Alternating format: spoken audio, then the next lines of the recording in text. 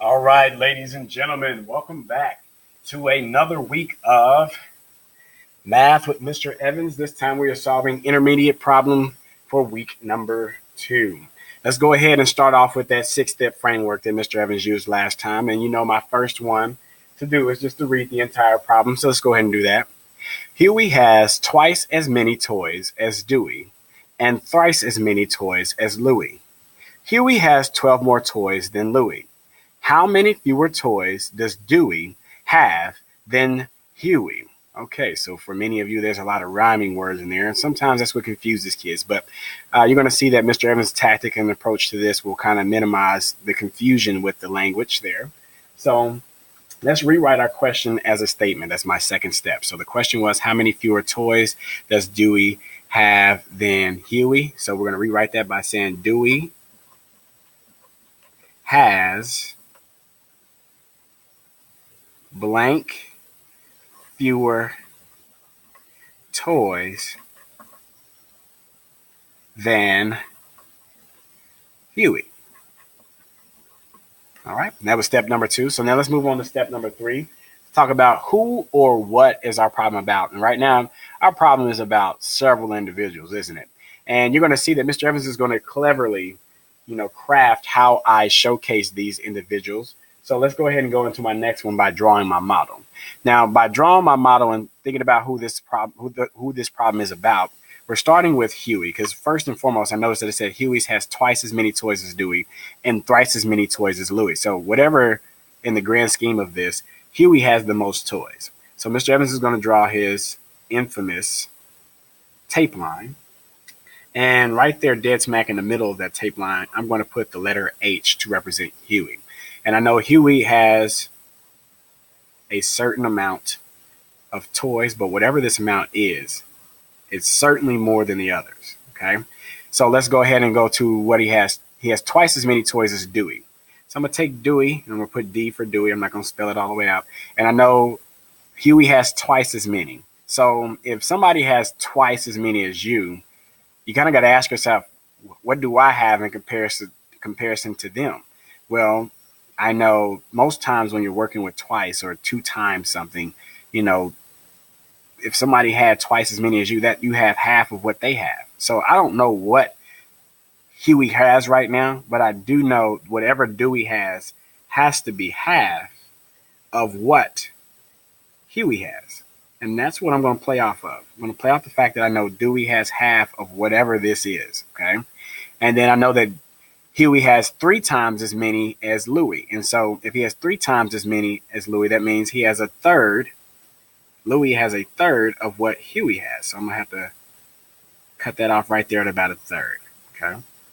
And this is what I know so far. Let's continue reading. Huey has 12 more toys than Louie. So H has 12 more toys than Louie. So the distance between here is, and here is 12. So Huey has 12 more than here, okay? So as I'm looking at this, I'm kind of curious now. And I'm asking myself, all right, if the difference between here is 12 and Huey has 3 times as many, if I broke these into thirds, okay, so I'm going to do that. Let me break Huey's into thirds. I break them into thirds.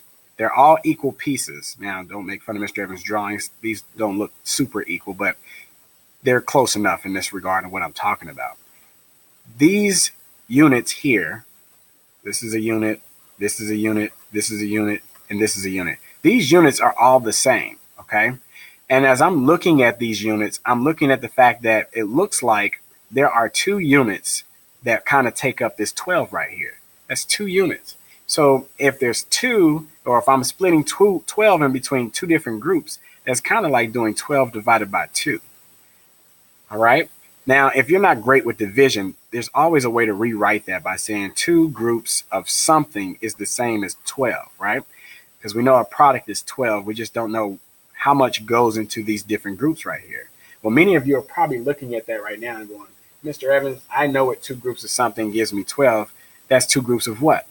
Oh, yes, you're right. 6. So that means that these units here, a part of this 12 is 6 and 6, which would also mean that these units here, if they are equal in size, must be 6 and 6, all right? And so therefore, that would mean that if we were to add all these up, that's 3 groups of 6, 3 groups of 6. If you're doing your multiplication for that, you may realize 3 groups of 6 gives you 18, or if you just did 6 plus 6 plus 6, that's 18. So now I know I have 18 here, and I have how many here? Yes, that's right, 6. Now, to double check to make sure I'm on the right track, I need to make sure that the difference between 18 and 6 is truly 12. So I could do 18 minus 6 right here. And for many of you that are doing that mental math, you realize, yeah, when I take 6 away from 18, I do indeed get 12. So I'm doing a lot of double checking just to make sure everything's working out okay. All right. So I'm looking at that and I see this. And now it's time to come up here and see, how can I find out what Dewey has now? And I realize I have 18. And what I'm really looking for is that I know whatever Dewey has is, as we mentioned earlier, half of whatever Huey has. And so now my question is, what is half of 18? So I can sit here and I go 18 divided by 2, which, dividing something by 2 kind of is like doing something by half. Some of you have probably seen a fraction greater than 1 look like this. That's the same thing as half, half of 18. 18 divided by 2, or split into groups, or if you want to use that method Mr. Evans talked about, 2 groups of something gives me 18. 2 times what is going to give me 18? Many of you are realizing now, sorry for the interruption, many of you are realizing now that 2 groups of 9 is 18. So if that was the case now, we realize Dewey has now 9 toys. Now I'm not done yet because I need to find out how many fewer toys he has than Huey. So to figure that out, I have to take what Huey has and take away what Dewey has to find my answer. And when I do that, look at that. 18 minus 9 is kind of like what we've already been doing over here with these numbers. 18 minus 9, the difference between those two numbers is 9. So I come up here, I plug this in to my blank right there, and I fill it in by simply saying Dewey has 9 fewer toys than Huey. So hopefully that wasn't super complicated for you, but if it was, you know what? Hey, now you know one way to do this. And I challenge you to see, could you create your own type of problem like this by starting off with numbers having twice as many or 3 times as many and working it out to find it yourself. So thank you for stopping by with Mr. Evans today and seeing what I had for you for a math challenge this week. Hopefully next week we'll find you an opportunity to use your cleverness that you've gained over 2 weeks and solve these problems accordingly. Thank you for your time, and I look forward to seeing you next time. Have a good one.